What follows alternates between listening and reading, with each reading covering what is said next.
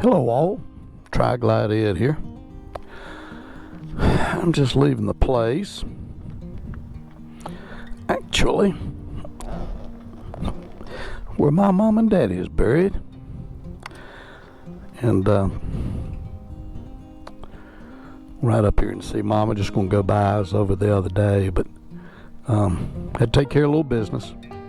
Got that done. So I'm headed home now.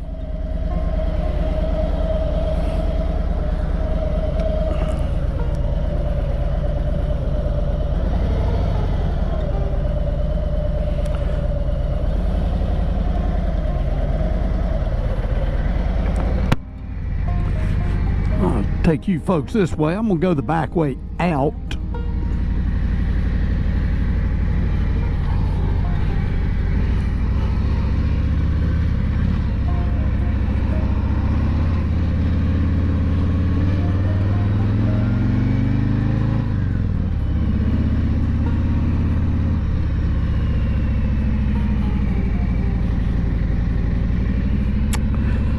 Mom and Daddy buried right up there, right up under that tree almost.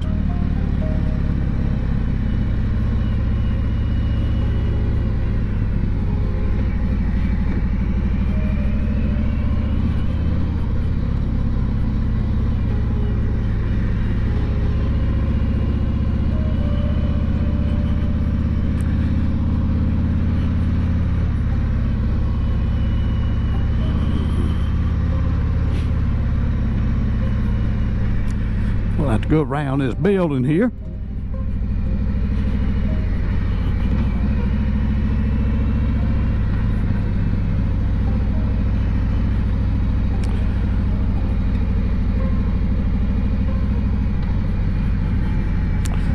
Then I got a first cousin and all three of her boys buried up here also, right down that way. That was a tragic thing. My aunt had went up to visit with them. They had just built, my first cousin and her husband they had three boys, all of them young, and just moved into a brand new house. Long story short, the had an electrical issue. The house caught on fire, killed my aunt. They're buried right up under that tree. Killed my aunt, two of my cousin's little boys. Then the other son, he passed away. He was about 21. He died. So all three of them are buried there, plus my cousin.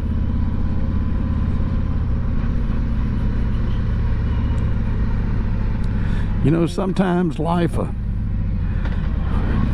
throws stuff at you. It's good and it's bad. Sometimes it can be very difficult, that's for sure. But I always think the good outweighs the bad.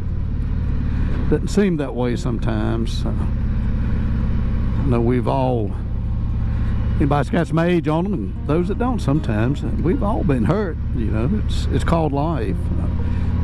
I know I probably told y'all, but when my kids was little, they'd come home and they'd be complaining about some more. They wanted this and they wanted that. At the time, my wife didn't work outside the home, and I was the only one working. I was working factory work. I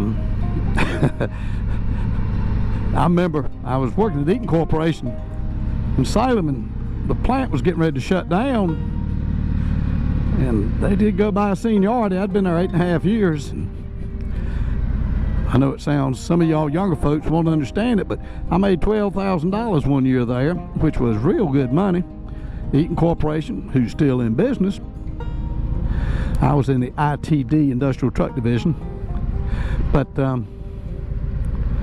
had real good benefits. I declare it was good benefits. Great insurance, pension, all that stuff. Then when I went to work, well, when I got laid off, I remember going home, and the wife was upstairs, and we just had our first child, our daughter was, oh, look here, we got a tractor trailer going backwards down our lane. Well, that's cool. Or no, it ain't. Got to be pulling, got another tractor pulling that one. I thought, well, but yeah, we'd just been in the house less than a year, and our first child was 4 months old, and I went home and told the wife, sit down, let me tell you something. She did. I said, I ain't got to go to work tomorrow. Oh, you don't? I said, no, I ain't got to go next day either. She said, what? And I told her what happened. We both shed a little tear. I started looking for a job the next day, and of course I tried all the places that paid big money, didn't hear a word from them. I know I went to GE, which is right down the road right here, and you had, back in those days, you filled out the application at the guard shack. Oh gosh, there must have been 10, 12 people in there when I got there, and no wonder he's driving backwards. Oh, and right there, GE now. So I'm filling out that application. The guard says, any of y'all in here got a degree? Well, I just received my associate's degree in about 1980, and this is 1982, so I shot my hand up, and I was the only one. I said, well. He said, what's your degree? I said, I got an associate in business. He said, ah, heck, boy. He didn't say heck. Ah, heck, boy. I'm talking about an engineering degree. So I just dropped my hand real quick. Never heard from him. So, got an ambulance, fire truck, something coming here.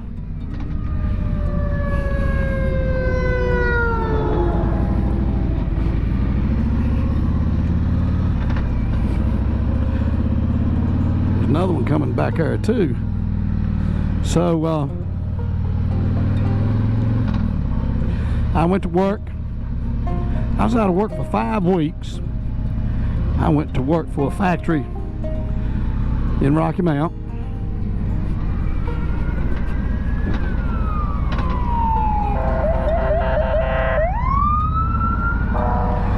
And at $4 an hour, which is minimum wage, my kids had come home,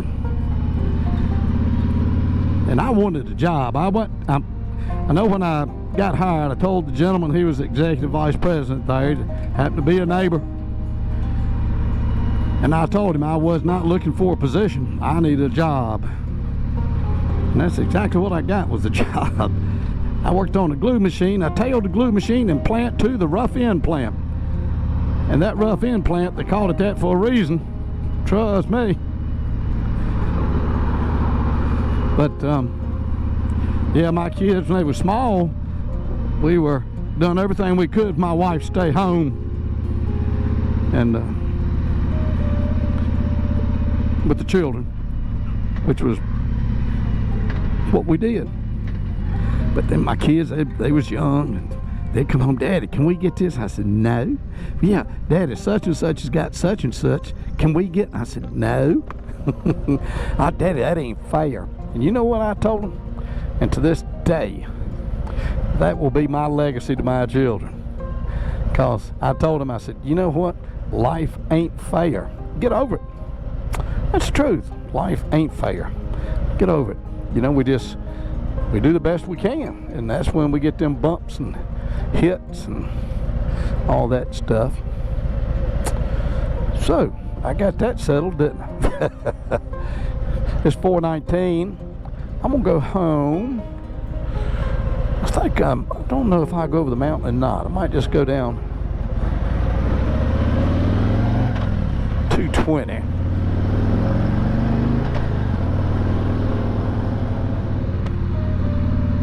Oh yeah. One of the main reasons I rode my motorcycle over here today is price that gone gas. My gosh. But in all my years of riding a motorcycle, now it wasn't straight years, but my first motorcycle I bought in 1971 when I got out of the Navy. Bought a new car, and then it wasn't long, I bought a little old motorcycle, a little Honda, we call it street off-road, on-road type little motorcycle, small thing. That's what I tore this knee up on. And but today in Salem, Virginia, I filled this thing up. It's a little over 4 gallons, I think. I don't know if it's quite 5 or not. Might have been. To fill this thing up, now I do run premium gas in it. $21.75 to fill this thing up. I said, good night, nurse. It just, I don't know, just floors me. I don't know what we're going to do. I ain't going to get political on none of you. I try not to anyway. But this great country needs to be, we need to be energy independent. And if they want to go green and have electric this and electric that, that's fine. But for about the next 2, 3, maybe 4 generations, they're going to pay through the wazoo for gas. I mean, this is ridiculous. And we don't need to be buying crude oil, petroleum, how they call it, that's what comes out the ground. We don't need to be buying it from our soul. We don't need to be dependent on any foreign country for anything. I'll tell y'all what is a couple months ago, I guess, maybe not quite that long. Come on TV, get your free, notice that word free, get your free COVID-19 testing from the U.S. government. It's free. So I sent off, got them things, I don't know, a couple weeks ago, 2 or 3 weeks ago, something like that. And I got to looking at them. Ain't used them yet. Made in China. I said, ain't this some crock? The country that I think the world would agree where this thing originated, they're making the test kits for it. Cut me a break. And that's another thing. We should not be dependent on any country for any. We depended on China for our medicines. My gosh. Well, what goes into it? What's wrong with us?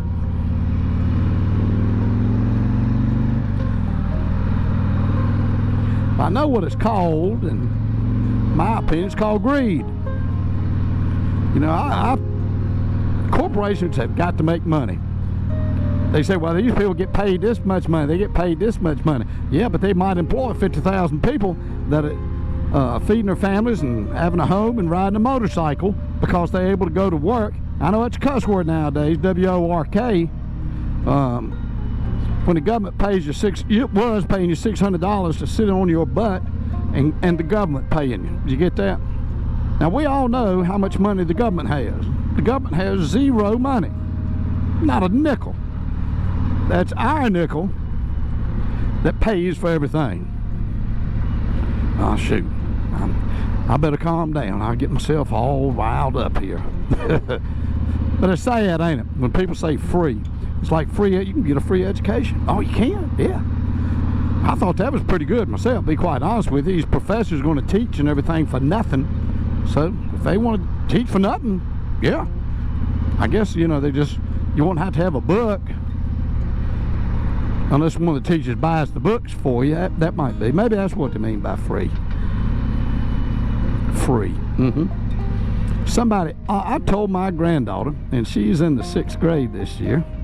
I told her, I probably ain't no telling how many times I've told her. I said, you know what? Somebody always pays for free.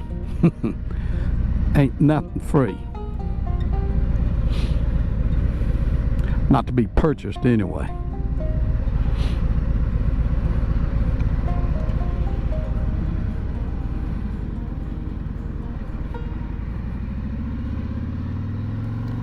Friends, this Tri-Glide Ed. I believe I'm going to stop this here for now. This will be a part 1 of a series, maybe a few videos.